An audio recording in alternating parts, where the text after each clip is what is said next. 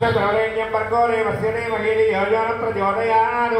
श्रीमन्महागणाधिपतये नमः अवसरार्थं रंभापरणनिवेदन ఇలా చేసి చూపించండి 3 సార్లు ఓం ప్రాణాయ స్వాహా ఓం దానాయ స్వాహా ఓం సమానాయ స్వాహా ఓం జ్ఞానాయ స్వాహా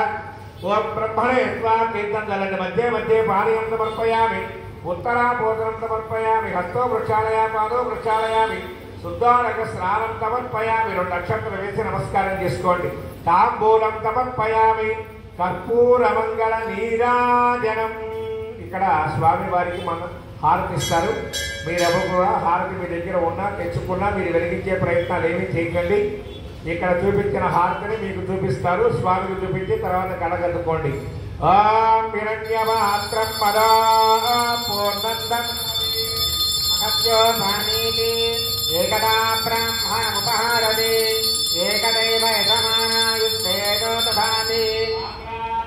భోజ్యం స్వరాజ్యం వైరాజ్యం పారమేష్టికం రాజ్యం మహారాజ్యమాధిపత్యం ఆనంద కర్పూర మంగళ నీరాజనం సమర్పయామి కలకదుకోండి జై బోలో గణేశ మహారాజుకి అక్షంతలు పట్టుకోండి పుష్పాలు సుమగస్తే కదంతస్య కపిలో గజ లంబోదరస్య వికటో విఘ్నరాజో గణాధిపః వక్రతుండ శూర్పకర్ణో హేరంబ స్కందపూర్వజః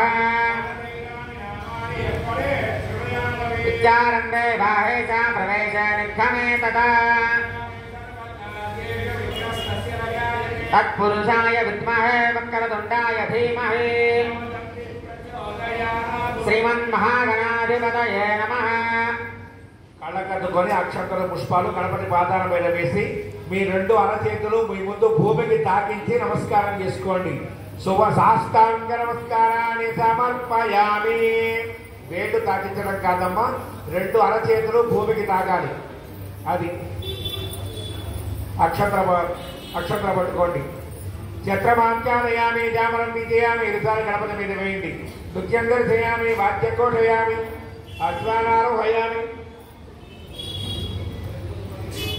సమస్త భక్తోపచార శక్తోపచార సర్వోపచార పూజాం సమర్పయామి మళ్ళీ 2 నక్షత్రం పట్టుకోండి చెప్పండి మంత్రహీనం క్రియాహీనం భక్తిహీనం గణాధిపం యత్పూజితం మయా దేవ పరిపూర్ణం తథస్తుతే ఆ అక్షంతలో ఒక చుక్క తీర్థం పోసుకొని ఆ అక్షంతలో తీర్థం కలిపి ఆ గణపతి పాదాలు సమర్పించేయండి